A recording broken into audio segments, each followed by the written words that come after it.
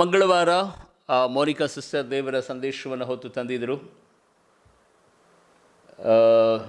ಅನೇಕ ಕುಟುಂಬಗಳು ಅದರಲ್ಲಿ ಭಾಗವಹಿಸಿ ದೇವರ ನಾಮವನ್ನು ನೀವು ಘನಪಡಿಸಿದಿರಿ. ಅದಕ್ಕಾಗಿ ದೇವರಿಗೆ ನಾನು ವಂದನೆಗಳನ್ನು ಸಲ್ಲಿಸ್ತೇನೆ. ಮತ್ತು ಬರುವ ಶುಕ್ರವಾರ ಮತ್ತೆ ಪ್ರತ್ಯೇಕವಾಗಿ ಮೋನಿಕಾ ಸಿಸ್ಟರ್ ದೇವರ ವಾಕ್ಯವನ್ನು ತರಲಿಕ್ಕಿದ್ದಾರೆ. ನೀವೆಲ್ಲರೂ ಸದಾ ಅನೇಕ ಜನರಿಗೆ ಕಳಿಸುವಂಥ ಲಿಂಕನ್ನು ಶೇರ್ ಮಾಡಿರಿ. ಕರ್ತನು ನಿಮ್ಮನ್ನು ಆಶೀರ್ವಾದ ಮಾಡಿರಿ. ಪ್ರತ್ಯೇಕವಾಗಿ ಹೃದಯಪೂರ್ವಕವಾಗಿ ಈ ಹೆದರದಿರು ನನ್ನ ಮನವಿ ಸೇವೆಗಳ ಮೂಲಕವಾಗಿ ನಿಮ್ಮನ್ನು ನಾನು ಸ್ವಾಗತಿಸ್ತಾ ಇದ್ದೇನೆ. ವಿಶೇಷವಾದಂಥ ಪ್ರಕಟಣೆ, ಪ್ರೀತಿಯುಳ್ಳ ದೇವಶನರೇ, ಇದೇ ಶನಿವಾರ ಆಲ್ ನೈಟ್ ಪ್ರೇಯರ್ ಇರ್ತದೆ ತುಮಕೂರು ಪಟ್ಟಣದಲ್ಲಿ. ಆಲ್ ನೈಟ್ ಪ್ರೇಯರ್ ಪ್ರತಿ ತಿಂಗಳು 2ನೇ ಶನಿವಾರ ಮತ್ತು 4ನೇ ಶನಿವಾರ ಇರ್ತದೆ. ಈ ವಾರ 2ನೇ ಶನಿವಾರ ಇರೋದರಿಂದ ಈ ಆಲ್ ನೈಟ್ ಪ್ರೇಯರ್ನಲ್ಲಿ ಬಂದು ನೀವು ಜಾಯ್ನ್ ಆಗಿ ಉದಯ ಕಾಲದ ಆರಾಧನೆಯನ್ನು ಸದಾ ನೀವು ಮುಗಿಸಿ ಮಧ್ಯಾಹ್ನ 1 ಗಂಟೆಗೆ ಮತ್ತೆ ನಿಮ್ಮ ಸ್ಥಳಕ್ಕೆ ನೀವು ಹಿಂದಿರುಗಬಹುದು. ನಿಮಗೋಸ್ಕರವಾಗಿ ಉಳಿದುಕೊಳ್ಳುವುದಕ್ಕೆ ಮತ್ತು ಇಲ್ಲಿ ಊಟದ ವ್ಯವಸ್ಥೆ ಸದಾ ಇರ್ತದೆ. ಯಾಕೆಂದರೆ ಈ ಹೆದರದಿರು ನನ್ನ ಮನವೇ, ಈ ಸ್ತುತಿ ಪ್ರಾರ್ಥನಾ ಗೋಪುರ ನಿಮಗೋಸ್ಕರವಾಗಿಯೇ, ನಿಮ್ಮ ಸೇವೆಯನ್ನು ಮಾಡುವುದಕ್ಕೋಸ್ಕರವಾಗಿಯೇ, ಆತ್ಮಿಕವಾಗಿ ನಿಮ್ಮನ್ನು ಬಲಪಡಿಸುವುದಕ್ಕಾಗಿಯೇ ದೇವರು ಕೊಟ್ಟಿರುವಂಥ ಒಂದು ದೊಡ್ಡದಾದಂಥ ದೇವರ ಆಲಯ. ಕರ್ನಾಟಕದಲ್ಲಿ ಕನ್ನಡದ ಸ್ತುತಿ ಪ್ರಾರ್ಥನಾ ಗೋಪುರ ಇದು ದೊಡ್ಡದಾದಂಥ ಪ್ರಾರ್ಥನಾ ಗೋಪುರ. ಈ ರಾತ್ರಿಯ ಕೂಟದಲ್ಲಿ ಸಹೋದರಿ ಮೋನಿಕಾ ಸಿಸ್ಟರ್ ದೇವರ ವಾಕ್ಯವನ್ನು ಹೊತ್ತು ತರಲಿಕ್ಕಿದ್ದಾರೆ. ಅನೇಕ ಯವನಸ್ಥ ಮಕ್ಕಳು ರಾತ್ರಿ ಒಟ್ಟುಗೂಡಿ ದೇವರ ನಾಮವನ್ನು ಕೊಂಡಾಟ ಮಾಡ್ತಾ ದೇವರ ನಾಮವನ್ನು ಘನಪಡಿಸುತ್ತಾ ಅನೇಕ ವರ್ಷಗಳಿಂದ ಈ ಕೂಟ ನಡೀತದೆ. ಪ್ರತ್ಯೇಕವಾಗಿ ನಮ್ಮ ಸಭೆಯವರೇ ಇದುವರೆಗೆ ನಾವು ಮಾಡ್ತಾ ಇದ್ದೀವಿ. ಆದರೆ ನಿಮ್ಮನ್ನು ಸದಾ ಮುಕ್ತವಾಗಿ ನಾವು ಆಹ್ವಾನಿಸ್ತೇವೆ. ನಿಮ್ಮ ಜೀವಿತದಲ್ಲಿರುವಂಥ ಅನೇಕ ವಿಧವಾದಂಥ ಬಂಧನ, ಶಾಪ, ಅಂಧಕಾರದ ಶಕ್ತಿಗಳ ಆ ಕ್ರಿಯೆಗಳು ಲಯವಾಗಬೇಕಂದರೆ ರಾತ್ರಿ ಕೂಟದಲ್ಲಿ ನೀವು ಭಾಗವಹಿಸುವಾಗ ಅದು ದೊಡ್ಡ ಬಿಡುಗಡೆಯನ್ನು ದೇವರು ನಿಮ್ಮ ಆತ್ಮಿಕತೆ ಜೀವಿತದಲ್ಲಿ, ಕುಟುಂಬದಲ್ಲಿ ಆತನು ತರುವಂತವನಾಗಿದ್ದ. ಪ್ರತ್ಯೇಕವಾಗಿ ಬೀದರ್ ಸಿಟಿನಲ್ಲಿ 16, 17 ಮತ್ತು 18 ಶುಕ್ರವಾರ, ಶನಿವಾರ ಮತ್ತು ಭಾನುವಾರ ಉದಯ ಕಾಲದಲ್ಲಿ 10 ಗಂಟೆಯಿಂದ 1:30 ತನಕ ಯವನಸ್ಥರ ಕೂಟ ಇರುತ್ತದೆ. ಮತ್ತು ಜಯಂತಿ ಸರ್ಕಲ್, ಗಾಂಧಿ ನಗರ ಮೇನ್ ಸರ್ಕಲ್ನಲ್ಲಿ ಇರುವಂಥ ಒಂದು ಜಯಂತಿ ಸ್ಕೂಲಲ್ಲಿ ಒಂದು ದೊಡ್ಡ ಗ್ರೌಂಡ್ ಮೀಟಿಂಗ್ ಏರ್ಪಾಟ್ ಮಾಡಿದ್ದೇವೆ. ಸರಿಯಾಗಿ ಸಂಜೆ 5:30ಯಿಂದ 3 ದಿನಗಳ ಕಾಲ ಈ ಉಜ್ಜೀವನದ ಕೂಟ ಬೀದರ್ನಲ್ಲಿ ನಡೀಲಿಕ್ಕಿದೆ. ಸುತ್ತಮುತ್ತಲಿರುವಂಥ ಗುಲ್ಬರ್ಗ, ಯಾದಗಿರಿ, ರಾಯಚೂರು ಆ ಜಿಲ್ಲೆಯ ಅನೇಕ ಜನರನ್ನು ಹೃದಯಪೂರ್ವಕವಾಗಿ ನಾವು ಆಹ್ವಾನಿಸ್ತೇವೆ. ಬನ್ನಿರಿ, ಸಾವಿರಾರು ಸಂಖ್ಯೆಯಲ್ಲಿ ಕೂಡಿ ದೇವರ ನಾಮವನ್ನು ನಾವು ಘನಪಡಿಸೋಣ. ಆತ್ಮೀಯ ದೇವಶನರೇ, ಕರ್ತನ ಸನ್ನಿಧಾನದಲ್ಲಿ ದೇವರ ವಾಕ್ಯಕ್ಕೆ ನಾವು ನೇರವಾಗಿ ಹೋಗುವಂಥವರಾಗೋಣ. ಈ ಒಳ್ಳೆಯ ಸಮಯದಲ್ಲಿ ದೇವರು ನಮ್ಮ ಸಂಗಡ ಮಾತನಾಡಲಿ ಎಂಬುದಾಗಿ ಶ್ರದ್ಧಾಭಕ್ತಿಯಿಂದ ಪ್ರಾರ್ಥನಾ ಪೂರ್ವಕವಾಗಿ ದೇವರ ಸನ್ನಿಧಾನದಲ್ಲಿ ನಾವು ಕೂತು ದೇವರ ನಾಮವನ್ನು ಘನಪಡಿಸುವಂಥವರಾಗೋಣ. ಈ ದಿನದ ಸಂದೇಶದ ಪೀಠಿಕೆ ಇದಾಗಿರುವಂಥದ್ದಾಗಿದೆ. ಕೆಲಸ ಮಾಡುತ್ತಾ ದೇವರಿಗೆ ಸ್ತುತಿ ಮತ್ತು ಆರಾಧನೆ ಮಾಡುವುದು ಹೇಗೆ ಅಂತ. ಕೆಲಸ ಮಾಡುತ್ತಾ ದೇವರಿಗೆ ಸ್ತುತಿ ಮತ್ತು ಆರಾಧನೆಯನ್ನು ಮಾಡುವುದು ಹೇಗೆ ಎಂಬುದಾಗಿ. ಹೌದು ಪ್ರೀತಿಯುಳ್ಳ ದೇವಶನರೇ, ಇದೊಂದು ಅದ್ಭುತವಾದಂಥ ಕಲೆ. ಬಹಳ ಜನರಿಗೆ ಈ ಕಲೆಯ ಬಗ್ಗೆ ಗೊತ್ತಿಲ್ಲ. ವೈಯಕ್ತಿಕವಾಗಿ ನನ್ನ ಜೀವಿತದಲ್ಲಿ ಇದನ್ನು ಬಹಳ ಪರಿಪಾಠವಾಗಿ ಮತ್ತು ಬಹಳ ವರ್ಷಗಳಿಂದ ಈ ಕಾರ್ಯವನ್ನು ನಾನು ಮಾಡುತ್ತಲೇ ಬಂದಿದ್ದೇನೆ. ನಾವು ಅಂದ್ಕೊಂಡಿರ್ತೇವೆ ಉದಯ ಕಾಲದಲ್ಲಿ 1 ಗಂಟೆ ಎದ್ದು ಮೊಣಕಾಲೂರಿ ಪ್ರಾರ್ಥನೆ ಮಾಡಿ ಬೈಬಲನ್ನು ಓದಿದರೆ ಸಾಕು, ಆ ದಿನವೆಲ್ಲ ದೇವರ ದಯೆ ನಮ್ಮೊಟ್ಟಿಗೆ ಇರ್ತದೆ ಎಂಬುದಾಗಿ ನಾವು ತಿಳ್ಕೊಂಡಿರ್ತೇವೆ. ಖಂಡಿತವಾಗಿ ಇರ್ತದೆ, ಇಲ್ಲ ಅಂತ ನಾನು ಹೇಳೋದಿಲ್ಲ. ಆದರೆ ಇನ್ನೂ ಹೆಚ್ಚಾಗಿ 1 ಗಂಟೆ ಮಾತ್ರ ಆತನ ಸಮ್ಮುಖದಲ್ಲಿದ್ದು ಇನ್ನು ಉಳಿದಿರುವಂಥ 23 ತಾಸುಗಳ ಕಾಲ ನಾವು ದೇವರನ್ನು ತೊರೆದು ಬಿಡೋಣವಾ? ದೇವರಿಂದ ದೂರ ಆಗಿಬಿಡೋಣವಾ? ಇಲ್ಲ ಪ್ರೀತಿಯುಳ್ಳ ದೇವಶನರೇ, ಸಿಗುವಂಥ ಎಲ್ಲ ಸಮಯಗಳಲ್ಲಿ, ಎಲ್ಲ ಸ್ಥಿತಿಗತಿಗಳಲ್ಲಿ, ಎಲ್ಲ ವೇಳೆಯಲ್ಲಿಯೂ ನಾವು ಆತನೊಟ್ಟಿಗೆ ಜೀವಿಸಬೇಕೆಂಬುದಾಗಿ ಆತನು ಇಷ್ಟಪಡುವಂಥ ಕರ್ತನಾಗಿದ್ದಾನೆ. ನಾವು ಎಲ್ಲ ವೇಳೆಯಲ್ಲಿಯೂ ಆತನನ್ನು ಆರಾಧಿಸಬಹುದು, ಆತನನ್ನು ಸ್ತುತಿಸಬಹುದು.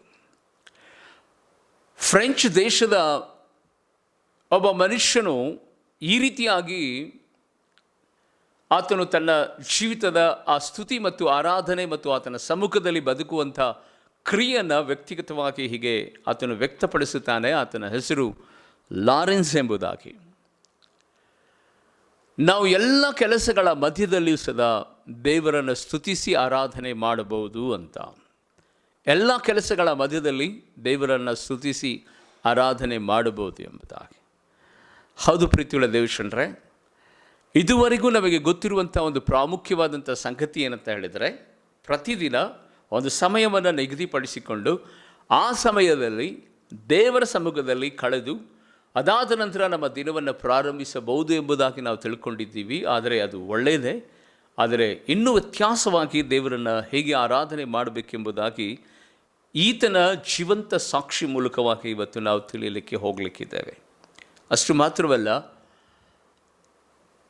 ವ್ಯಕ್ತಿಗತವಾಗಿ 1 ಗಂಟೆ ನಾವು ಪ್ರಾರ್ಥನೆ ಮಾಡಿದರೆ, ಒಂಟಿಯಾಗಿ ದೇವರ ಸನ್ನಿಧಾನದಲ್ಲಿ ನಾವು ಮೊಣಕಾಲೂರಿ ದೇವರನ್ನು ಸ್ತುತಿಸಿದರೆ, ದೇವರೊಟ್ಟಿಗೆ ಐಕ್ಯತೆಯನ್ನು ಅಷ್ಟಕ್ಕೆ ನಾವು 1 ಗಂಟೆಗೆ ಸೀಮಿತವಾಗಿ ಇಟ್ಟುಕೊಳ್ತೇವೆ.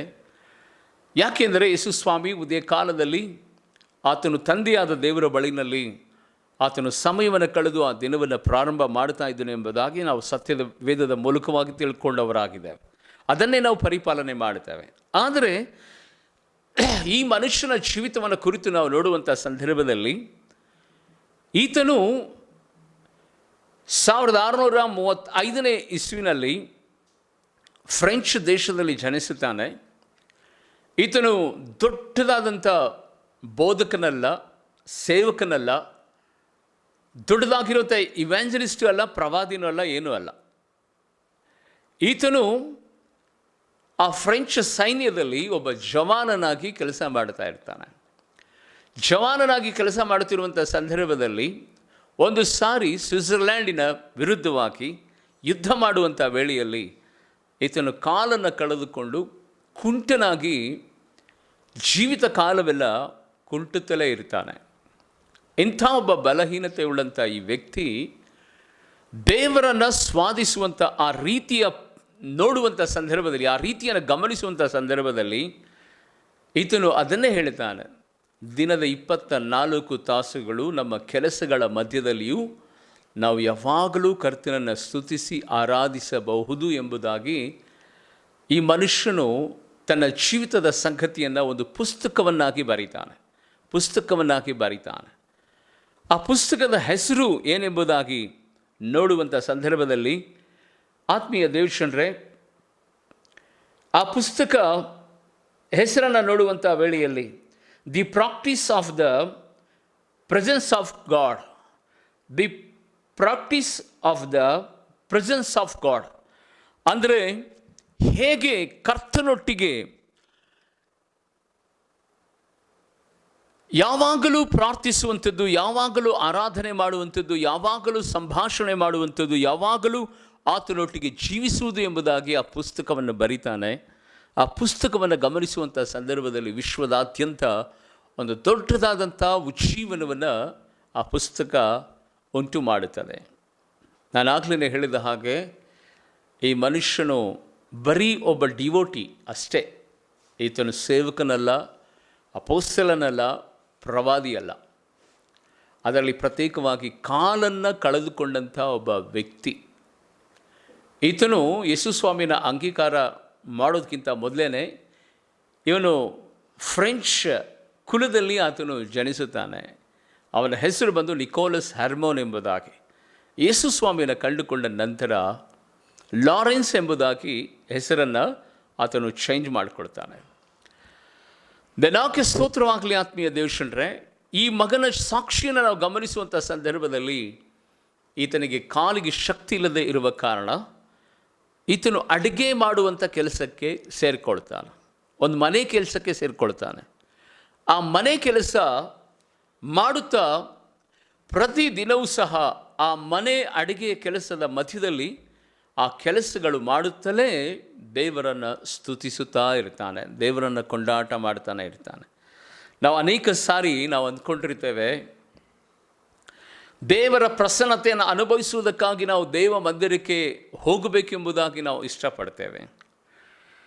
ದೇವರ ಆರಾಧನೆ ಮಾಡುವುದಕ್ಕೆ ದೇವ ಮಂದಿರಕ್ಕೆ ವಾರಕ್ಕೆ ಒಂದು ದಿನ ಹೋಗೋದಕ್ಕೆ ನಾವು ಇಷ್ಟಪಡ್ತೇವೆ.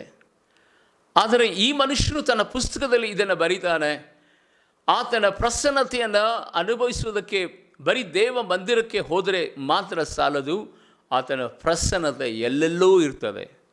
ಕಾರಣ, ಆತನ ಹೆಸರನ್ನು ಹೇಳಿಕೊಳ್ಳುವ ಪ್ರತಿಯೊಂದು ಸ್ಥಳಗಳಲ್ಲಿ ಆತನೇ ನಮ್ಮ ಜೊತೆಯಲ್ಲಿ ಬಂದು ನಮ್ಮ ಸಂಗಡ ಆತನು ವಾಸ ಮಾಡುತ್ತಾನೆಂಬುದಾಗಿ, ಆತನೇ ಬಂದು ನಮ್ಮನ್ನು ಆಶೀರ್ವಾದ ಮಾಡುತ್ತಾನೆಂಬುದಾಗಿ ವಿಮೋಚನ ಕಾಂಡ 20ನೇ ಅಧ್ಯಾಯ 23ನೇ ವಚನದಲ್ಲಿ ದೇವರ ವಾಕ್ಯ ಸ್ಪಷ್ಟಪಡಿಸ್ತದೆ.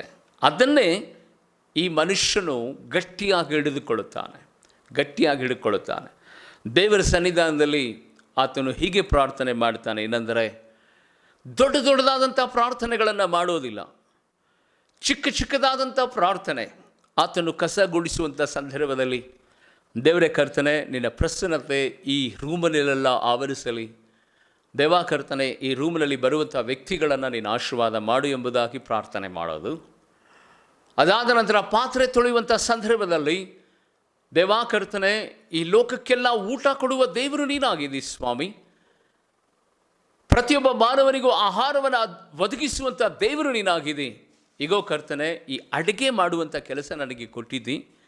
ಈ ಪಾತ್ರೆಗಳು ಹೊಳೆಯುವುದಷ್ಟು ದೇವರ ಕರ್ತನೆ ಇದನ್ನು ತೊಳೆದು ಕ್ಲೀನ್ ಮಾಡುತ್ತೇನೆ. ಆದರೆ ಇದರಲ್ಲಿ ಮಾಡುವಂಥ ಪ್ರತಿಯೊಂದು ಊಟವೂ ಸದಾ ಊಟ ಮಾಡುವಂಥ ವ್ಯಕ್ತಿಗಳ ಮನಕಣ್ಣುಗಳನ್ನು ತೆರೆದು, ದೇವಾ ಕರ್ತನೆ, ಅವರು ನಿನ್ನನ್ನು ಸ್ವಂತ ರಕ್ಷಕನನ್ನಾಗಿ ಅಂಗೀಕಾರ ಮಾಡಿಕೊಳ್ಳಲಿ ಎಂಬುದಾಗಿ ಪ್ರಾರ್ಥಿಸ್ತಾ ಇದ್ದನಂತೆ. ಅಷ್ಟು ಮಾತ್ರವಲ್ಲ, ದೇವರ ಹತ್ತಿರ ಆತನು ಹೀಗೆ ಬೇಡಿಕೊಳ್ತಾ ಇದ್ದನಂತೆ, ದೇವರೇ ಕರ್ತನೆ, ಸ್ವಾಮಿ, ನಾನು ಬಲಹೀನನು, ನನ್ನ ಬದುಕಿನಲ್ಲಿ ಯಾವುದೇ ಒಂದು ದೊಡ್ಡ ಕೆಲಸ ನನಗೆ ಇಲ್ಲ, ಹಾಗಂತ ನಾನು ಗುಣಗುಟ್ಟೋದಿಲ್ಲ. ನನಗೆ ಯಾವ ಕೆಲಸ ಕೊಟ್ಟಿದೆಯೋ ಆ ಕೆಲಸದಲ್ಲಿ ನಾನು ನಂಬಿಗಸ್ತನಾಗುವಂತೆ ನನಗೆ ಸಹಾಯ ಮಾಡು ಎಂಬುದಾಗಿ ಆತನು ಪ್ರಾರ್ಥನೆ ಮಾಡ್ತಾ ಇದ್ದನಂತೆ. ಹೌದು ಪ್ರೀತಿಯುಳ್ಳ ದೇವಜನರೇ, ಅನೇಕ ಸಾರಿ ದೇವರ ಪ್ರಸನ್ನತೆಯನ್ನು ಹುಡುಕೋದಕ್ಕೋಸ್ಕರವಾಗಿ ಉಪವಾಸ ಕೂಟಗಳನ್ನು ನಾವು ಏರ್ಪಾಟು ಮಾಡ್ತೇವೆ, ಯವನಸ್ಥರ ಕೂಟಗಳನ್ನು ಏರ್ಪಾಟು ಮಾಡ್ತೇವೆ, ಉಚ್ಚುವನ ಕೂಟಗಳನ್ನು ಏರ್ಪಾಟು ಮಾಡ್ತೇವೆ. ಈಗ ದೇವರ ಪ್ರಸನ್ನತೆ ಇಳಿದು ಬರ್ತದೆ ಎಂಬುದಾಗಿ ನಾವು ಹೇಳುವಂಥವರಾಗಿದ್ದೇವೆ. ಆದರೆ ದೇವನಾಮಕ್ಕೆ ಸ್ತೋತ್ರವಾಗಲಿ, ಖಂಡಿತವಾಗಿಯೂ ದೇವರ ಪ್ರಸನ್ನತೆಯಲ್ಲಿ ಆವರಿಸ್ತದೆ.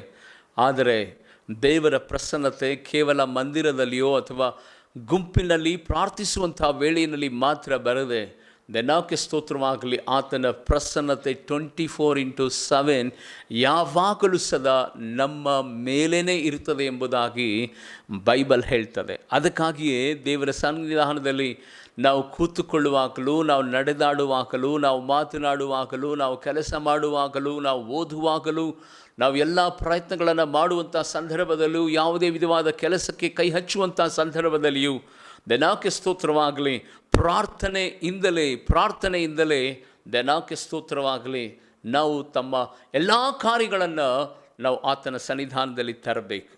ಈ ಮನುಷ್ಯನ ಜೀವಂತ ಸಾಕ್ಷಿಯನ್ನು ನಾವು ಗಮನಿಸುವಂಥ ಸಂದರ್ಭದಲ್ಲಿ ದಿನದ 24 ತಾಸುಗಳಲ್ಲಿ ಆತನು ಏನು ಕೆಲಸ ಮಾಡ್ತಾನೋ ಅದರ ಮಧ್ಯದಲ್ಲಿ ದೇವರೊಟ್ಟಿಗೆ ಸಂಭಾಷಣೆ ಮಾಡ್ತಾ ಇದ್ದನಂತೆ.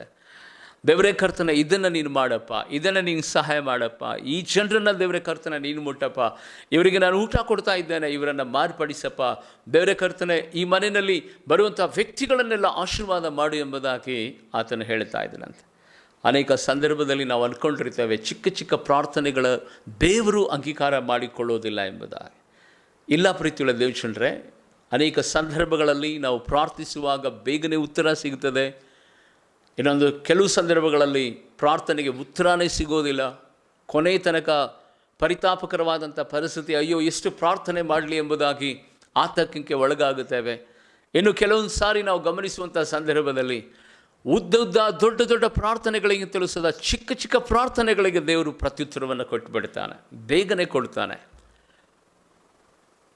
ಉದ್ದುದ್ದ ಪ್ರಾರ್ಥನೆಗಳು ಗಂಟೆಗಟ್ಟಲೆ ನಾವು ಪ್ರಾರ್ಥನೆ ಮಾಡುವಂಥ ಸಂದರ್ಭದಲ್ಲಿ ದೇವನಾಮಕ್ಕೆ ಸ್ತೋತ್ರವಾಗಲಿ, ನಮ್ಮ ಮನಸ್ಸು ಆ ಕಡೆ ಈ ಕಡೆ ಮೈಂಡ್ ಡೈವರ್ಟ್ ಆಗುತ್ತೆ. ಆ ಸಂಗತಿಗಳನ್ನು ಕುರಿತು ನಮ್ಮ ಕಣ್ಣೆದುರಿನಲ್ಲಿ ಆ ಯೋಚನೆಗಳು ಬಂದುಬಿಡ್ತದೆ. ಆದರೆ ಚಿಕ್ಕ ಪ್ರಾರ್ಥನೆಗಳನ್ನು ನಾವು ಆಯಾ ಸಂದರ್ಭದಲ್ಲಿ ನಾವು ಕಾರ್ಯ ನಡೆಸುತ್ತಿರುವಂಥ ವೇಳೆಯಲ್ಲಿ ಮಾಡುವಂಥ ಆ ಅಭಿಲಾಷೆಯನ್ನು ಇವತ್ತಿನಿಂದ ನಾವು ಕಂಡುಕೊಳ್ಳಬೇಕೆಂಬುದಾಗಿ ನಿಮ್ಮನ್ನು ಪ್ರೀತಿಪೂರ್ವಕವಾಗಿ ನಾನು ಒತ್ತಾಯಿಸುತ್ತೇನೆ. ಯಾಕೆಂದರೆ ದೇವರ ಪ್ರಸನ್ನತೆ ಬರೀ ದೇವರ ಆಲಯದಲ್ಲಿ ಮಾತ್ರ ಇರೋದಿಲ್ಲ, ದೇವರ ಪ್ರಸನ್ನತೆ ಕೂಟದಲ್ಲಿ ಮಾತ್ರ ಇರೋದಿಲ್ಲ. ಯಾವಾಗಲೂ ಎಲ್ಲ ಸಂದರ್ಭಗಳಲ್ಲಿಯೂ ಯೇಸುವನ್ನು ಸ್ತುತಿಸುವಾಗ, ಯೇಸುವನ್ನು ಆರಾಧಿಸುವಾಗ ಆತನ ಮಹಿಮೆ, ಆತನ ಪ್ರಸನ್ನತೆ, ಆತನ ಸಾನ್ನಿಧ್ಯಾನ ನಮ್ಮನ್ನು ಆವರಿಸಿಕೊಳ್ಳುತ್ತದೆ. ನಾನು ಆಗಲೇ ಹೇಳಿದೆ, ಇದನ್ನು ನಾನು ತುಂಬ ಅಲವಾಟು ಮಾಡಿಕೊಂಡಿದ್ದೇನೆ, ತುಂಬ ಅಭ್ಯಾಸ ಮಾಡಿಕೊಂಡಿದ್ದೇನೆ. ನಾನು ಕಾರ್ನಲ್ಲಿ ಕೂತ್ಕೊಂಡು ಪ್ರಯಾಣ ಮಾಡುವಂಥ ಸಂದರ್ಭದಲ್ಲಿಯೂ, ನಾನು ಬಸ್ಗಳಲ್ಲಿ ಕೂತ್ಕೊಂಡು ಹೋಗುವಂಥ ಸಂದರ್ಭದಲ್ಲಿಯೂ, ಅಥವಾ ನನ್ನ ಮನೆಯಲ್ಲಿ ಕೂತಿರುವಾಗ ನಿಂತಿರುವಾಗ, ನನ್ನ ಮನೆಯಲ್ಲಿ ಏನೇ ಒಂದು ಚಿಕ್ಕದೋ ದೊಡ್ಡ ಕಾರ್ಯಗಳನ್ನು ನಡೆಸುವಾಗ ನಾನು ಮನಸ್ಸಾರೆ ಆತನಿಗೆ ಪ್ರಾರ್ಥನೆ ಮಾಡ್ತಾ ಇರ್ತೇನೆ, ಮನಸ್ಸಾರೆ ಆತನನ್ನು ಸ್ತುತಿಸ್ತಾ ಇರ್ತೇನೆ, ಹಾಡುಗಳನ್ನು ಹಾಡ್ತಾನೆ ಇರ್ತೇನೆ. ದೇವರಿಗೆ ಸ್ತೋತ್ರವಾಗಲಿ. ಆಗ ನೋಡಿ, ಹೊಸ ಬಲ ಯಾವಾಗ ನಾವು ಆ ಸಂದರ್ಭಗಳಲ್ಲಿ ಸ್ತುತಿಸುತ್ತಾ ದೇವರನ್ನು ಕೊಂಡಾಟ ಮಾಡುತ್ತಾ ಇರ್ತೇವೋ, ಆ ವೇಳೆಯಲ್ಲಿ ನಿನ್ನ ಎಲ್ಲ ಬಲಹೀನ ಭಾಗಗಳನ್ನು ದೇವರು ಬಲದಿಂದ ತುಂಬಿಸಿಬಿಡ್ತಾನೆ. ಇದನ್ನು ಬರೀ ಬಾಯಿ ಮಾತಿನಿಂದ ನಾನು ಹೇಳೋದಿಲ್ಲ. ಅಪೊಸ್ತಲ ಪೌಲನು ಅದನ್ನೇ ಸ್ಪಷ್ಟಪಡಿಸ್ತಾನೆ. ನೀನು ಎಲ್ಲ ಸಂದರ್ಭಗಳಲ್ಲಿಯೂ, ಎಲ್ಲ ಸ್ಥಿತಿಗತಿಗಳಲ್ಲಿಯೂ, ಎಲ್ಲ ವೇಳೆಗಳಲ್ಲಿಯೂ ನೀನು ದೇವರನ್ನು ಆರಾಧಿಸಬೇಕೆಂಬುದಾಗಿ ಆತನು ಉತ್ತೇಜನ ಪಡಿಸ್ತಾನೆ. ಎಫೆಸ ಬರೆದ ಪತ್ರಿಕೆ 4ನೇ ಅಧ್ಯಾಯದ 6ನೇ ವಚನವನ್ನು ಗಮನಿಸುವಂಥ ಸಂದರ್ಭದಲ್ಲಿ, ಎಲ್ಲರಿಗೂ ತಂದೆಯಾಗಿರುವ ದೇವರು ಒಬ್ಬನೇ, ಆತನು ಎಲ್ಲರ ಮೇಲಿರುತ್ತಾನಂತೆ. ನೋಡಿ, ದೇವಕ್ಕೆ ಸ್ತೋತ್ರವಾಗಲಿ. ಎಲ್ಲರಿಗೂ ಒಬ್ಬನೇ ತಂದೆಯಾದ ದೇವರು, ಆತನು ಎಲ್ಲರ ಮೇಲಿರುತ್ತಾನೆ. ಅಷ್ಟು ಮಾತ್ರವಲ್ಲ, ಎಲ್ಲರ ಮುಖಾಂತರ ತನ್ನ ಕಾರ್ಯವನ್ನು ನಡೆಸುತ್ತಾನೆ. ಹಲ್ಲೆಲೂಯಾ. ಗಮನಿಸಿ ಆತ್ಮೀಯ ದೇವರೇ, ನೀನು ಎಲ್ಲಿರ್ತೀಯೋ ದೇವರಲ್ಲಿರ್ತಾನೆ, ನಿನ್ನ ಮೇಲೇನೆ ಇರ್ತಾನೆ, ನಿನಗೆ ನೆರಳಾಗಿರ್ತಾನೆ, ನಿನ್ನ ಬಲಗಡೆಯಲ್ಲಿ ನಿಂತ್ಕೊಂಡಿರ್ತಾನೆ. ದೇವರ ಆಸೆ ಏನು ಗೊತ್ತಾ? ನನ್ನ ಮಗು ನನ್ನನ್ನು ಯಾವಾಗ ಕೂಗಿಕೊಳ್ಳುತ್ತದೆ, ನನ್ನ ಮಗು ನನ್ನನ್ನು ಯಾವಾಗ ಆರಾಧಿಸುತ್ತದೆ, ನನ್ನ ಮಗು ಯಾವಾಗ ನನ್ನನ್ನು ಸ್ತುತಿಸ್ತದೆ, ನನ್ನನ್ನೇ ಯಾವಾಗಲೂ 24/7 ಜ್ಞಾಪಕದಲ್ಲಿ ಇಟ್ಟುಕೊಳ್ಳುತ್ತದೆ ಎಂಬುದಾಗಿ ಆತನು ನಮ್ಮನ್ನು ದೃಷ್ಟಿಸುತ್ತಾ ಇರ್ತಾನೆ. ಅಷ್ಟು ನಮ್ಮಿಂದ ಎಕ್ಸ್ಪೆಕ್ಟೇಷನ್ ಆತನು ಮಾಡ್ತಾ ಇರ್ತಾನೆ. ಅಷ್ಟು ಪವಿತ್ರವಾದಂಥ ಪ್ರಸನ್ನತೆಯೊಡನೆ ನಮ್ಮನ್ನು ಆವರಿಸಿ ಆತನು ನಮ್ಮೊಟ್ಟಿಗೆ ನಡೀತಾ ಇರ್ತಾನೆ. ಅದಕ್ಕೆ ದಾವೀದನು ಹೇಳ್ತಾನಲ್ಲ, ಮಾರ್ಗದಲ್ಲೆಲ್ಲ ನಾನು ನಡೆಯುವಾಗ ದೂತರನ್ನು ಕಳಿಸಿ ಕಾವಲಾಗಿದ್ದು ಕಾಪಾಡುವಂಥ ದೇವರು, ಭಯಭಕ್ತಿಯುಳ್ಳವರ ಸುತ್ತಲೂ ಆತನೇ ಆವರಿಸಿ ಕಾವಲಾಗಿದ್ದು ಕಾಪಾಡುವ ದೇವರು. ಹೌದು ಪ್ರೀತಿಯುಳ್ಳ ದೇವಶ್ರೇ, ಅದಕ್ಕಾಗಿ ಕೆಲವು ಸಂದರ್ಭಗಳಲ್ಲಿ ಕೆಲಸದ ಮಧ್ಯದಲ್ಲಿ ನಾವು ಪ್ರಾರ್ಥನೆ ಮಾಡಬಾರ್ದು, ಸ್ತುತಿಸಬಾರ್ದು ಎಂಬುದಾಗಿ ಏನಿಲ್ಲ. ಸ್ತುತಿಸುವುದಕ್ಕೆ ಸೀಮಿತವಾದ ಸ್ಥಳ ಇರಬೇಕೆಂಬುದಾಗಿ ಇಲ್ಲ. ಆರಾಧನೆ ಮಾಡುವುದಕ್ಕೆ ಸೀಮಿತವಾದಂಥ ಸ್ಥಳ, ನೇಮಕ ಮಾಡಲ್ಪಟ್ಟ ಸ್ಥಳ ಇರಬೇಕೆಂಬುದಾಗಿಲ್ಲ. ಪ್ರಾರ್ಥಿಸುವುದಕ್ಕೂ ಸದಾ ನೇಮಕ ಮಾಡಿಕೊಂಡಂಥ ಸ್ಥಳ ಇರಬೇಕು ಎಂಬುದಾಗಿ ಇಲ್ಲ. ದೇವರಿಗೆ ಸ್ತೋತ್ರವಾಗಲಿ. ಎಲ್ಲ ಸಂದರ್ಭಗಳಲ್ಲಿ, ಎಲ್ಲ ಸ್ಥಿತಿಗತಿಗಳಲ್ಲಿ ನೀನು ದೇವರನ್ನು ಆರಾಧಿಸಬಹುದು, ದೇವರಿಗೆ ಕೊಂಡಾಟ ಮಾಡಬಹುದು, ದೇವರನ್ನು ಸ್ತುತಿಸಬಹುದು. ಅದಕ್ಕಾಗಿಯೇ ಥೆಸಲೋನಿಕ ಸಭೆಗೆ ಅಪೊಸ್ತಲ ಪೌಲನು ಬರೀತಾನೆ. ಒಂದು ಥೆಸಲೋನಿಕದವರ ಬರೆದ ಪತ್ರಿಕೆ 5ನೇ ಅಧ್ಯಾಯದ 16, 17, 18ನೇ ವಚನವನ್ನು ಗಮನಿಸುವಾಗ, ಯಾವಾಗಲೂ ಸಂತೋಷಿಸಿರಿ, ಎಡೆಬಿಡದೆ ಪ್ರಾರ್ಥನೆ ಮಾಡಿರಿ, ಎಲ್ಲದರಲ್ಲಿಯೂ ಕೃತಜ್ಞತಾ ಸ್ತೋತ್ರ ಮಾಡಿರಿ. ಲಾರೆನ್ಸ್ ಅವರ ಜೀವಿತವನ್ನು ಗಮನಿಸುವಂಥ ಸಂದರ್ಭದಲ್ಲಿ ಆತನು ಎಡ್ಡೆ ಬಿಡದೆ ಕರ್ತನಿಗೆ ಪ್ರಾರ್ಥಿಸ್ತಾ ಇದ್ದಾನಂತೆ. ಕೆಲಸ ಏನು? ಪ್ರೊಫೆಸರ್ ಅಲ್ಲ, ಸಾಫ್ಟ್ವೇರ್ ಇಂಜಿನಿಯರ್ ಅಲ್ಲ, ಅಧಿಪತಿನೂ ಅಲ್ಲ, ಏನಿಲ್ಲ. ನಾರ್ಮಲ್ ಆಗಿ ಇನ್ನೊಬ್ಬರ ಮನೆಯಲ್ಲಿ ಅಡುಗೆ ಮಾಡಿಕೊಂಡು ಕಸ ಮುಸುರಿ ತೊಳೆಯುವಂಥ ಒಬ್ಬ ವ್ಯಕ್ತಿ. ಪಾತ್ರೆಗಳನ್ನು ಮುಟ್ಟುವಾಗಲೆಲ್ಲ, ಕಸ್ಮರ್ಗೆ ಆತನ ಕೈನಲ್ಲಿ ಸಿಗುವಾಗಲೆಲ್ಲ, ಬಟ್ಟೆಯಿಂದ ಆ ಭೂಮಿಯನ್ನು ಅಥವಾ ಆ ಹಾಲನ್ನು ಒರೆಸುವಾಗಲೆಲ್ಲ, ಎಲ್ಲ ಸಂಗತಿಗಳ ವಿಷಯದಲ್ಲಿ ದೇವರೇ ಈ ಕಾರ್ಯಗಳ ವಿಷಯದಲ್ಲಿ ನೀನು ಜಯ ಕೊಡಪ್ಪ, ಬಲ ಕೊಡು ಎಂಬುದಾಗಿ ದೇವರ ಸನ್ನಿಧಾನದಲ್ಲಿ ಪ್ರಾರ್ಥನೆ ಮಾಡ್ತಾ ಇದ್ದಾನೆ. ನನ್ನ ನಿನ್ನ ಹಾಗೆ ಶಕ್ತಿಶಾಲಿ ಅಲ್ಲ, ಒಬ್ಬ ಕುಂಟನಾಗಿರುವಂಥ ವ್ಯಕ್ತಿ. ಇವತ್ತು ದೇವರಾತ್ಮನು ನನ್ನ ನಿನ್ನ ಸಂಗಡ ಮಾತನಾಡ್ತಿದ್ದಾನೆ. ಅಮ್ಮ, ತಾಯಿ, ತಮ್ಮ, ಸಹೋದರ, ಸಹೋದರಿ, ಅಪೊಸ್ತಲ ಪೌಲನು ಇದನ್ನು ಹೇಳ್ತಾ ಇದ್ದಾನೆ. ಎಡ್ಡೆ ಬಿಡದೆ ಯಾವಾಗಲೂ ಆತನನ್ನು ಪ್ರಾರ್ಥಿಸಿರಿ, ಎಲ್ಲ ವಿಷಯಗಳಲ್ಲಿ ಆತನಿಗೆ ಕೃತಜ್ಞತಾ ಸ್ತೋತ್ರಗಳನ್ನು ಸಲ್ಲಿಸಿರಿ. ಇದೇ ದೇವರು ಇಷ್ಟಪಡುವಂಥ ದೇವರ ಚಿತ್ತ ಆಗಿದೆ ಎಂಬುದಾಗಿ ಆತನು ಹೇಳುವಂಥವನಾಗಿದ್ದಾನೆ. ಇವತ್ತಿನಿಂದ ದೇವರ ಸಂಗಡ ನೀನು ವಾಸ ಮಾಡಬೇಕಾ? ದೇವರು ನಿನ್ನ ಸಂಗಡ ವಾಸ ಮಾಡಬೇಕಾ? ನಿನ್ನ ಎಲ್ಲ ಕಾರ್ಯಗಳು ಜಯಕರವಾಗಿ ಮಾರ್ಪಡಬೇಕಾ? ನಿನ್ನ ಬದುಕಿನಲ್ಲಿ ಯಾವಾಗಲೂ ಸಂತೋಷ ತುಂಬಿ ತುಳುಕಬೇಕಾ? ದೇವರ ಮಹಿಮೆ, ದೇವರ ಆತ್ಮನು ಉನ್ನತವಾದಂಥ ಬಲದಿಂದ ನಿನ್ನನ್ನು ಆವರಿಸಿ ಆಳ್ವಿಕೆ ಮಾಡಬೇಕಾ? ಆತ್ಮೀಯ ದೇವ ಮಗುವೆ, ನೀನು ಏನೇ ಮಾಡುವಂಥ ಸಂದರ್ಭದಲ್ಲಿಯೂ ಆ ಸಂಗತಿಗಳನ್ನು ಕುರಿತು ನೀನು ಚಿಂತೆ ಮಾಡಬೇಡ. ನಿನ್ನ ವಿರೋಧವಾಗಿ ಎದ್ದೇಳುವಂಥ ಕಾರ್ಯಗಳನ್ನು ಕುರಿತು ಗುಣಗುಟ್ಟಬೇಡ. ಎಲ್ಲ ನಡೆಯೋದು ಒಳ್ಳೆಯದಕ್ಕೋಸ್ಕರವಾಗಿ. ಯಾವುದೋ ಒಂದು ಉದ್ದೇಶ ದೊಡ್ಡದಾಗಿ ನಮ್ಮ ಜೀವಿತದಲ್ಲಿ ದೇವರು ಅದ್ಭುತ ಮಾಡುವುದಕ್ಕಾಗಿ ತಡೆಗಳನ್ನು ತರ್ತಾರೆ. ತಡೆಗಳನ್ನು ನೋಡಿ ಗುಣಗುಟ್ಟದೆ ತಡೆಗಳನ್ನು ಒಡೆಯುವಾತನನ್ನು ಕ್ಷಣ ಕ್ಷಣವೂ ಸಹ, ಪ್ರತಿ ನಿಮಿಷವೂ ಸಹ, ದೇವ ಕರ್ತನೆ ನೀನು ನನ್ನ ಜೊತೆಯಲ್ಲಿರಪ್ಪ, ದೇವರೇ ಕರ್ತನೆ ನನ್ನನ್ನು ಆಶೀರ್ವಾದ ಮಾಡಪ್ಪ, ನನ್ನನ್ನು ಬಲಪಡಿಸಪ್ಪ. ನನಗೆ ಮಾತ್ರವಲ್ಲ, ಪ್ರಾರ್ಥನೆಗೆ ಸಾವಿರಾರು ಸಂಗತಿ, ಆತನಿಗೆ ಮಹಿಮೆ ಪಡಿಸುವುದಕ್ಕೆ, ಆತನನ್ನು ಸ್ತುತಿಸುವುದಕ್ಕೆ, ಆತನನ್ನು ಕೊಂಡಾಟ ಮಾಡುವುದಕ್ಕೆ ಸಾವಿರಾರು ಸಂಗತಿಗಳಿದೆ. ಬೆಟ್ಟವನ್ನು ನೋಡುವಾಗ ನೀನು ಹೇಳ್ಬೋದು, ಅಪ್ಪ ನಿನ್ನ ಕೈ ಕೆಲಸ ಎಷ್ಟು ಸುಂದರವಾಗಿದೆ. ಮೇಘಗಳನ್ನು ನೋಡುವಾಗ, ಆಕಾಶವನ್ನು ನೋಡುವಾಗ, ಅಪ್ಪ ದೇವರೇ ಕರ್ತನೆ ನಿನ್ನ ಶಬ್ದ ಎಷ್ಟು ಬಲಯುತವಾಗಿದೆ. ನಿನ್ನ ಒಂದು ಮಾತು ದೇವರೇ ಕರ್ತನೆ ಇಷ್ಟು ಮಹಿಮೆಯಾಗಿ ಆಕಾಶ ಮೇಘಮಂಡಲವನ್ನು ಹರಡಿತು. ಸೂರ್ಯ, ಚಂದ್ರ, ನಕ್ಷತ್ರ ನೀನು ಗಮನಿಸುವಂಥ ಸಂದರ್ಭದಲ್ಲಿ ದೇವರೇ ನೀನು ಎಷ್ಟು ಉನ್ನತನಾದ ದೇವರಪ್ಪ, ನೀನು ಎಷ್ಟು ಮಹಿಮೆ ಉಳ್ಳಂಥ ದೇವರು. ದನಕ್ಕೆ ಸ್ತೋತ್ರವಾಗಲಿ. ಒಬ್ಬ ಮನುಷ್ಯನು ಅಡುಗೆ ಮಾಡುವಾಗ, ತರಕಾರಿ ಹೆಚ್ಚುವಾಗ, ತರಕಾರಿಗಳನ್ನು ತೊಳೆಯುವಾಗ, ಪಾತ್ರೆ ಕ್ಲೀನ್ ಮಾಡುವಂಥ ಸಂದರ್ಭದಲ್ಲಿ, ನೆಲ ಒರೆಸುವಾಗ, ನೆಲ ಗೂಡಿಸುವಾಗ ದೇವರೊಟ್ಟಿಗೆ ಮಾತನಾಡ್ತಾನೆ, ದೇವರೊಟ್ಟಿಗೆ ಪ್ರಾರ್ಥಿಸ್ತಾನೆ, ದೇವರನ್ನು ಸ್ತುತಿಸ್ತಾನೆ, ದೇವರನ್ನು ಕೊಂಡಾಟ ಮಾಡ್ತಾನಂದರೆ, ಆತ್ಮೀಯ ದೇವಶನರೇ, 1 ಗಂಟೆಗೆ ಸೀಮಿತವಾಗಿರುವಂಥ ನಮ್ಮ ಪ್ರಾರ್ಥನೆ 24 ಗಂಟೆಗಳ ಕಾಲ ನಾವು ಯಾವ ಕೆಲಸ ಮಾಡಿದರೂ ದನಕ್ಕೆ ಸ್ತೋತ್ರವಾಗಲಿ, ಪ್ರಾರ್ಥಿಸುತ್ತಲೇ ಇರ್ಬೋದಲ್ಲ, ಹಾಡುತ್ತಲೇ ಇರ್ಬೋದಲ್ಲ, ಸ್ತುತಿಸುತ್ತಲೇ ಇರ್ಬೋದಲ್ಲ. ಯಾರು ಬಂದು ನಮ್ಮನ್ನು ತಡೆ ಮಾಡ್ತಾರೆ? ಬಾಯಿ ಮುಚ್ಚಂತ ಹೇಳೋಂಥವ್ರು ಯಾರು? ಒಂದು ವೇಳೆ ಜನ ಇರುವಂಥ ಸಂದರ್ಭದಲ್ಲಿ ಬಾಯನ್ನು ತೆರೆಯದ ಹಾಗೆ ಮನಸಾರೆ ದೇವರನ್ನು ಕೊಂಡಾಟ ಮಾಡಬಹುದು. ಜನರನ್ನು ನೋಡುವಾಗ ಜನರ ರಕ್ಷಣೆಗಾಗಿ ಪ್ರಾರ್ಥನೆ ಮಾಡಬಹುದು. ಗ್ರಾಮಗಳಿಗೆ ಹೋಗುವಾಗ, ನೀನು ಟ್ರಾವೆಲ್ ಮಾಡುವಂಥ ಸಂದರ್ಭದಲ್ಲಿ ಸೃಷ್ಟಿ ಕಾಣುತ್ತದೆ, ಕಾಡು, ಪ್ರಾಣಿ, ಪಕ್ಷಿಗಳು, ಕೋತಿ ಕಾಣುತ್ತದೆ, ಜಿಂಕೆಗಳು ಕಾಣುತ್ತದೆ. ಅವುಗಳನ್ನು ನೋಡುವಾಗಲೆಲ್ಲ ದೇವರನ್ನು ನೋಡಬೇಕ್ರಿ. ಎಷ್ಟು ಒಳ್ಳೆಯ ದೇವರು ನನ್ನ ದೇವರು, ಎಷ್ಟು ಪ್ರೀತಿಪೂರ್ವಕವಾದಂಥ ದೇವರು. ಈ ಪ್ರಾಣಿಗಳು ನೋಡ್ರಿ ಎಷ್ಟು ಸಂತೋಷವಾಗಿ ಕುಣಿದಾಡುತ್ತದೆ, ನಲಿದಾಡುತ್ತದೆ ಎಂಬುದಾಗಿ ದೇವರನ್ನು ಕೊಂಡಾಟ ಮಾಡಬಹುದು.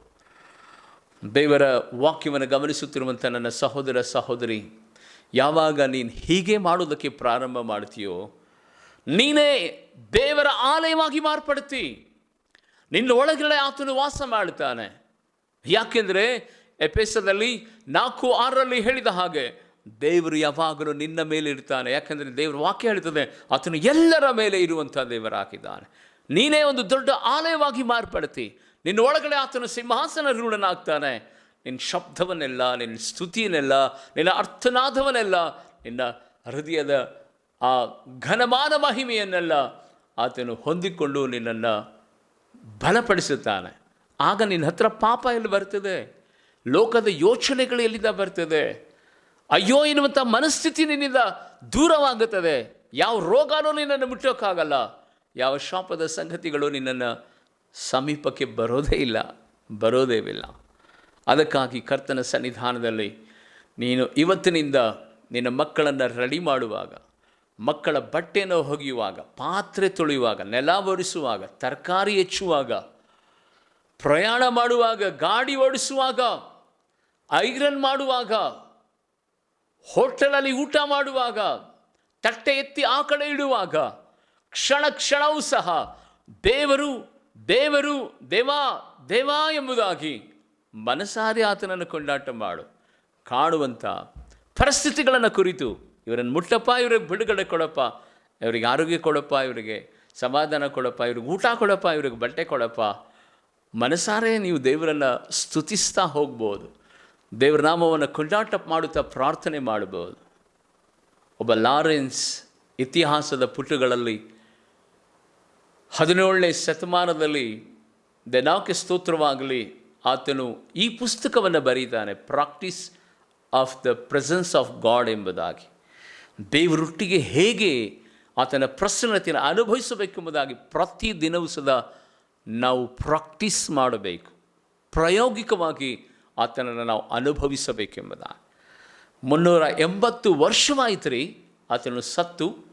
ಆದರೆ ಆತನು ಬರೆದಂಥ ಪುಸ್ತಕ ಇವತ್ತು ಸಹ ಲಕ್ಷಾಂತರ ಜನರನ್ನು ದೇವರ ಕಡೆಗೆ, ಪ್ರಾರ್ಥನೆ ಕಡೆಗೆ ಅದು ಸೆಳೀತಾ ಇದೆ. ದೇವಕ್ಕೆ ಸ್ತೋತ್ರವಾಗಲಿ. 1 ಗಂಟೆ 2 ಗಂಟೆಗೆ ಸೀಮಿತವಾಗಿದ್ದಂಥ ನಮ್ಮ ಪ್ರಾರ್ಥನೆ, ನಾವು ಎಚ್ಚರವಾಗಿರುವಾಗಲೆಲ್ಲ ಎಡ್ಡೆ ಬಿಡದೆ ಪ್ರಾರ್ಥಿಸೋಣ, ಆತನಿಗೆ ಕೃತಜ್ಞತಾ ಸ್ತೋತ್ರಗಳನ್ನು ಸಲ್ಲಿಸೋಣ. ದೇವರು ನಿಮ್ಮನ್ನು ಆಶೀರ್ವಾದ ಮಾಡಲಿ. ಅಷ್ಟು ಮಾತ್ರವಲ್ಲ, ಬರುವ ಶುಕ್ರವಾರದ ತನಕ ಈ ರೀತಿಯಾಗಿ ಸಂತೋಷವಾಗಿ ದೇವರನ್ನು ನೀವು ಕೊಂಡಾಟ ಮಾಡಿರಿ. ಶುಕ್ರವಾರ ಬರುವಾಗ ಸಾಕ್ಷಿಯೊಡನೆ ಬರಬೇಕು.